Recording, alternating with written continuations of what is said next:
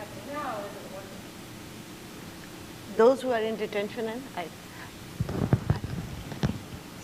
sorry, I missed one sentence because there was some noise.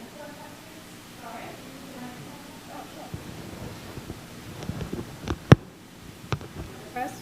Okay, great, thanks. So I was wondering about the tension between the human rights of detainees in preventative detention scenarios, and balancing that with the need to protect the national security and innocent citizens from what they do. What's the best way forward, in your opinion, because we're not doing a very good job? No, I am very mindful of the fact that there has to be a protection for collective as well. I myself have been a target of terrorism several times. But I think there has to be a difference between national armies and terrorists.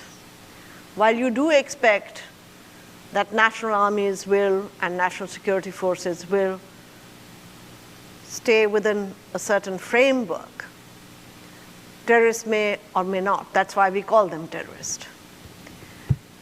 And I think that there are certain red lines for me which I do not think that I will go under. Not even for those people who came to kill me. I don't think that anybody has a right to torture. Because it's not a question of torturing a terrorist or so-called terrorist even. It's a question of the fact that you have somebody who represents your state who's a criminal. Because torturing someone is a criminal act.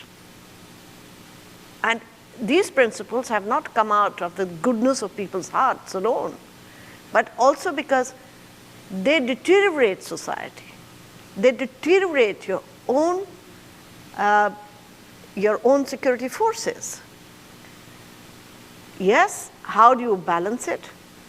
I can somehow go to the extent of saying, all right, if you want to make special laws which don't completely undermine human rights, please do it.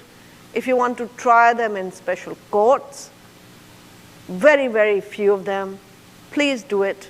But there also due process ought to be given. Simply because you need protection for the judges there, for the prosecution, for the witnesses to that extent, I think that we have to let things go. But to pick up people without a proper detention order, and to pick up people and not to say where they're taking them. We've had people 4 years in internment centers. Their families do not even know where they are. And 5th year, you suddenly see in a newspaper that they have been through a military trial and given death penalty. Now, that is unacceptable to me. And so when I went to court, I got stay orders on all those executions. And I can assure you that I am not the favorite person of the military in Pakistan. In fact, probably the least. But because, Rangita, why do I'm not a patriotic person in the sense because I hardly believe in borders.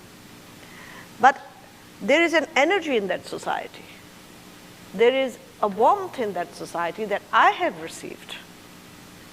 And I believe that when you receive that, and when you receive people, when you are protected by so many people, you need to give back to that society. I have learned so much from it, and I need to give back all the time. You cannot be an activist unless you are not driven. And that is the difference between us old civil libertarians, as I call myself, and our colleagues, and the new founded NGOs. That is the difference.